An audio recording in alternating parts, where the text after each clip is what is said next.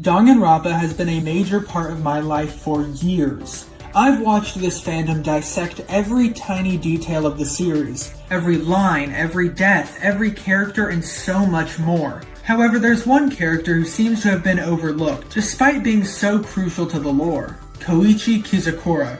He's arguably one of the most underrated characters in Danganronpa, and without him, the entire story would have unfolded in a completely different way.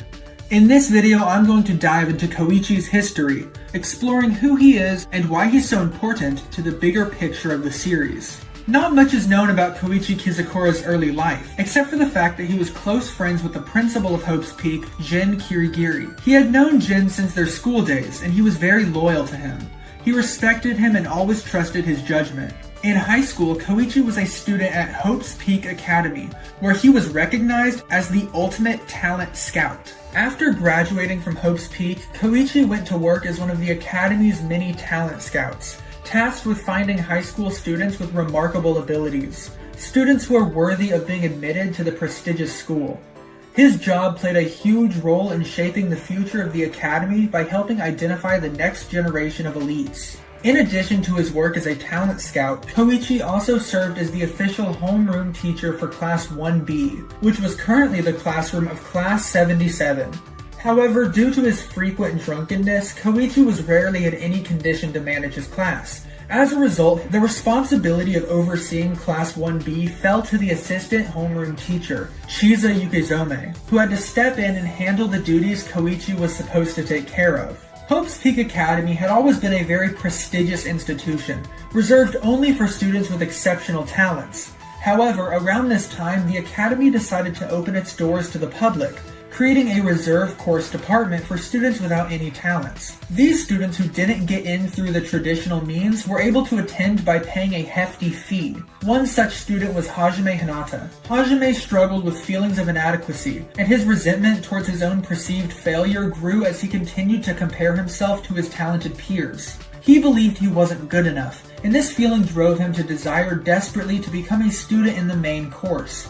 Unfortunately, the apathetic atmosphere of the reserve course only deepened his sense of ambitionlessness, leaving him isolated and distant from others. His longing to become more, however, ultimately led him to participate in the Izuru Kamakura Project, a series of inhumane operations designed to enhance his abilities. One day, Koichi gathered at the principal's office along with Jin and Kazu Tengen, another member of the staff. After learning that Hajime Hinata agreed to participate in the Izuru Kamakura project, he stated his dislike towards artificial talent in Hope, but despite this, Hope's Peak still continued with the project.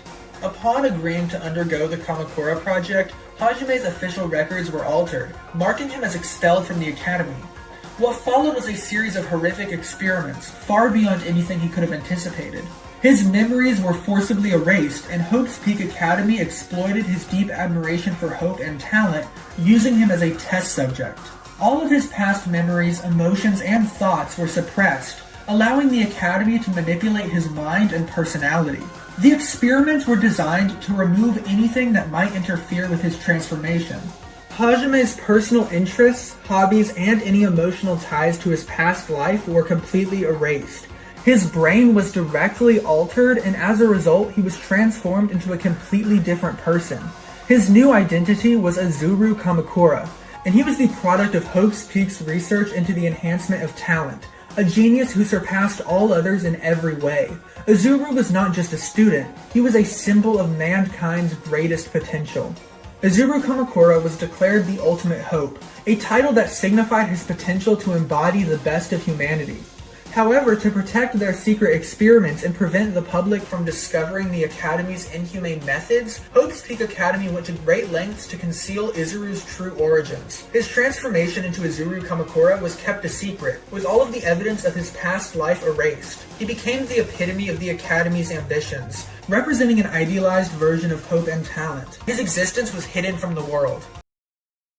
After the Izuru Kamakura project, Junko Enoshima and her sister Mukuro Ikusaba, both students of the 78th class, discovered where Hope's Peak was hiding Izuru and brought him to witness a killing game known as the Tragedy of Hope's Peak Academy. In this event, the members of the student council were given weapons and ordered to kill each other. Ultimately, all but one of the student council members was murdered. Junko's goal was to show Izuru the brutal killing game to push him towards despair, hoping to convince him to use his immense abilities for evil and join her in her plan to plunge the world into despair. Upon hearing about the killing game, Jin Kirigiri, filled with concern, asked Koichi to protect his daughter Kyoko, who was another student at Hope's Peak in the 78th class, if anything bad were to happen to him, and Koichi agreed. Koichi vowed to himself to keep his promise, no matter the cost. Despite Hope's Peak's efforts to cover up the incident, Junko Enoshima managed to send a video documenting the killing game to the Reserve Corps students. This led to months of protests, which the steering committee labeled the parade to avoid calling it a riot, all to sidestep the controversy surrounding the event. Junko's manipulation didn't stop there. The brainwashing video she sent to the Reserve Corps students further fueled their anger, ultimately pushing them to storm the school. The chaos escalated as the students destroyed much of the school and killed all of the remaining main course students, except for Class 78. However, unbeknownst to everybody else, Class 77B had faked their deaths with an explosion, managing to escape the carnage. After this, Jin suggested Koichi and Kazo should make an exit, while he stays behind and turns the old school building into a shelter for the 78th class. When Koichi and Kazo exit the building, they watch in horror as the Reserve Corps students commit suicide and jump off the building.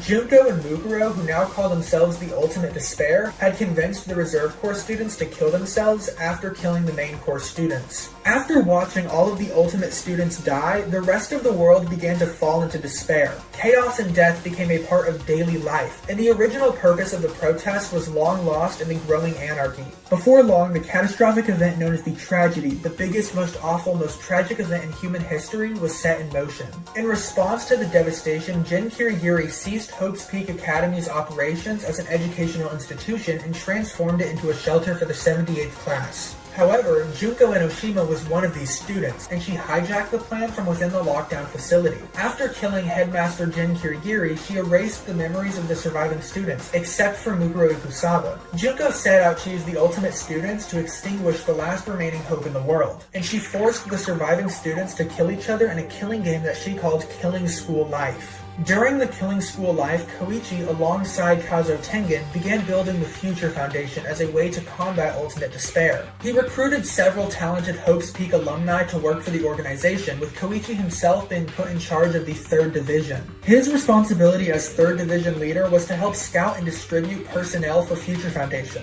Koichi was one of the few people who led the frontal assault of the Hope's Peak old school building to rescue Class 78 from the Killing School Life, his personal goal being to rescue Kyoko. Despite Junko's efforts, her plan ultimately failed. Though many of the students in Class 78 died, including Mukuro, it was Makoto Naegi, through his encouragement and leadership, who became the beacon of hope. His actions earned him the title of Ultimate Hope, and in the end, Makoto drove Junko to execute herself, depriving Ultimate Despair of its mastermind and leaving the world with a new symbol of hope. Shortly after Junko's death, the Future Foundation saved the few survivors of the Killing School Life incident of Class 78. Makoto Naegi, Kyoko Kirigiri, Byakuya Togami, Aoi Asahina, Yasuhiro Hagakurai, and Toko Fukawa, and the Future Foundation restored their memories. The survivors then joined the Future Foundation in their efforts to restore the world to what it was before the tragedy. But after Junko's death, a new group formed, the Remnants of Despair. The Remnants of Despair were the surviving class of 77B that succumbed to despair and began to praise Junko and wanted to follow through with her plans of plunging the world into despair.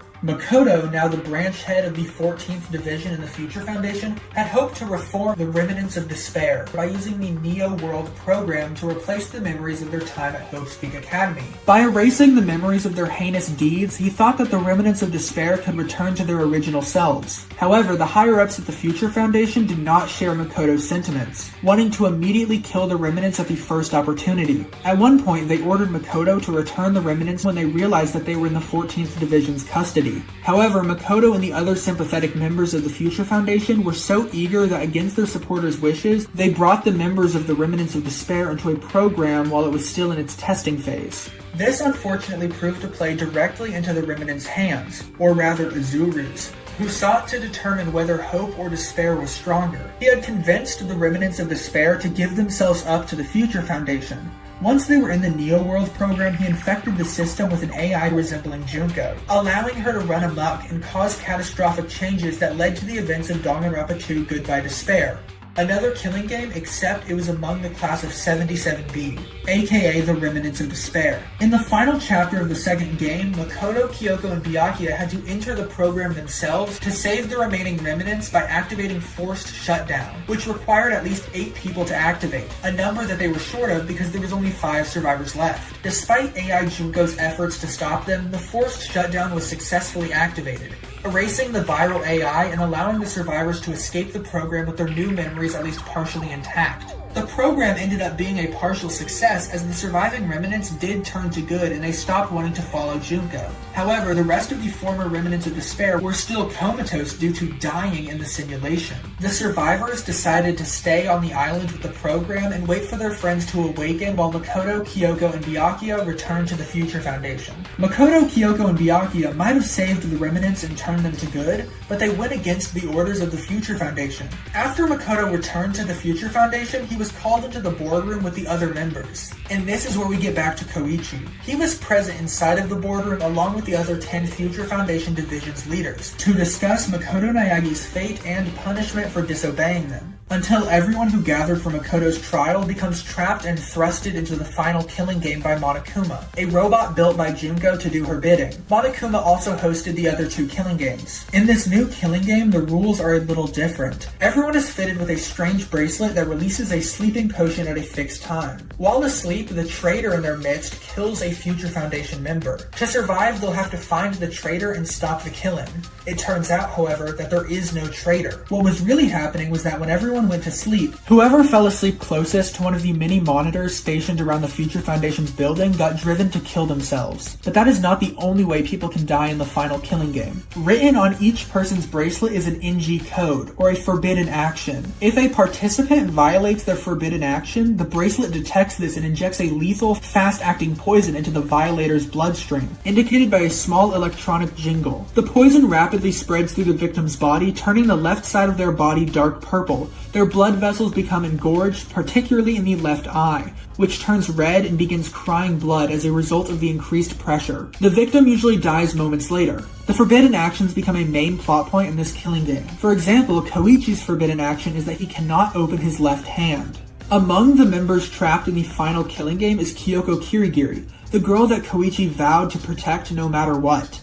So Koichi is quick to latch on to Kyoko during the final killing game and claims it's because he believes he will be safer with a detective around. Kyoko, however, is extremely annoyed with Koichi tagging along with her and even expresses anger towards him despite the fact that she prefers to hide her emotions from people. Later in the killing game, another member of the Future Foundation named Izuyoi discovered an exit to the building and wanted to escape. But his girlfriend, Ruruka Ando's forbidden action was to make sure that nobody left the building. So she killed him by kissing him and pushing candy into his mouth, as his forbidden action was to eat anything. Kyoko Kirigiri, who was the ultimate detective, found his body and the traces of candy on his mouth and figured out that it was Ruruka. After this, Ruruka attempts to kill Kyoko and she blows up the floor using one of Sanosuke's explosives to make sure nobody else finds the truth and her true intentions. After the explosion, Kyoko falls through the floor and almost falls to her death. But true to his word, Koichi fulfilled his promise to Jin by saving Kyoko when Ruruka attempted to kill her by reaching out and pulling her out of the hole. This action resulted in him violating his forbidden action because he opened his left hand to catch her when she fell, which resulted in him being poisoned. However, he died with a smile on his face because he kept his promise to Jin and successfully kept Kyoko safe in his final moments. I was a man of my word.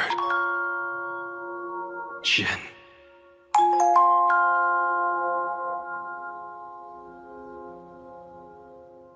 Several months after the final killing game, Makoto and the Future Foundation decided to rebuild Hope's Peak Academy, with Makoto becoming the principal and working alongside Kyoko. Koichi Kizakura might not be the most discussed character in the Danganronpa series, but his impact on the story is undeniable. If he never scouted the students of Class 77B and 78, Hope's Peak Academy as we know it would not have existed in the same way. Without him, Makoto Naegi would have never attended Hope's Peak, meaning he would have never been there to stop Junko and bring Hope back into the world. And if Koichi hadn't saved Kyoko's life during the final killing game, she and Makoto wouldn't have gone on to rebuild Hope's Peak Academy into something better. Koichi's actions, though subtle, had ripple effects that changed everything. He was a key character in shaping the fate of Hope's Peak and the world beyond it. His loyalty to Jin Kirigiri, his role to finding the next generation of Ultimate students, and his final selfless act to protect Kyoko proved just how important he truly was. And that wraps up the history of Koichi Kizakura, one of the most underrated yet crucial characters in Danganronpa. I hope this video gave you a new appreciation for just how important he was to the overall story. If you enjoyed this analysis, let me know in the comments, and thank you all so much for watching.